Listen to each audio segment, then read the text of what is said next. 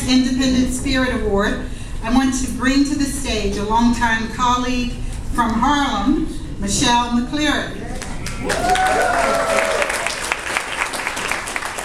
Michelle received her MBA from the Metropolitan College of New York and coordinated the outreach to Representative Neal and other legislators, paving the way for this partnership.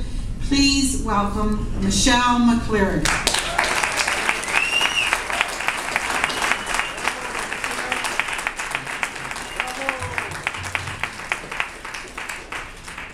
Need my glasses.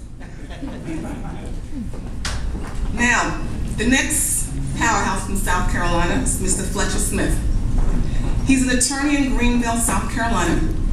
He was born in Brooklyn, New York, and served as a South Carolina legislator from 1996 to 2008. And let me tell you, in a minute, you're about to see how much he is both from South Carolina and from Brooklyn. In 2007, he was among the co-sponsors of the National Popular Vote bill introduced in the South Carolina legislature. He was also instrumental as a Greenville County Council member in helping redraw district lines to include for the first time 2 majority black districts. At the suggestion of Representative Neal, we reached out to Fletcher and asked him to be our local counsel in the case. We were so fortunate that he said yes. Fletcher brought his lifelong experience as an activist, a legislator, and a civil rights leader to the table.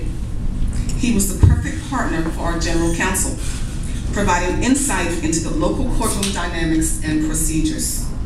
Not only did he serve as local counsel, but he was also a media spokesperson during the trial, and he was awesome. Fletcher Smith, on behalf of the New York City Independence Party, I present you with this Independent Spirit Award.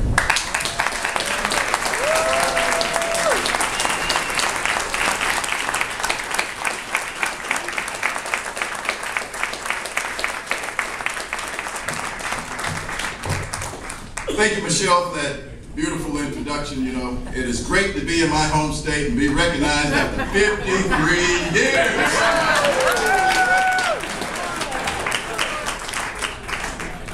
My friends, Bobby Kennedy, who was assassinated and who was a great senator from this state, said some men see things as they are and ask why, but I dream things that never were and ask why not.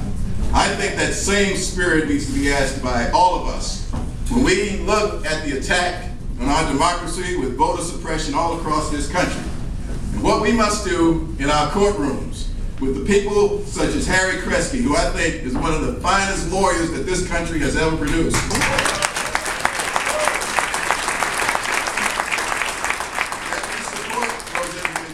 When I got the call from Joe Neal, I said, Joe, how much is this job paying? He said, 0. I said, well, that's the kind of fight I want to be in.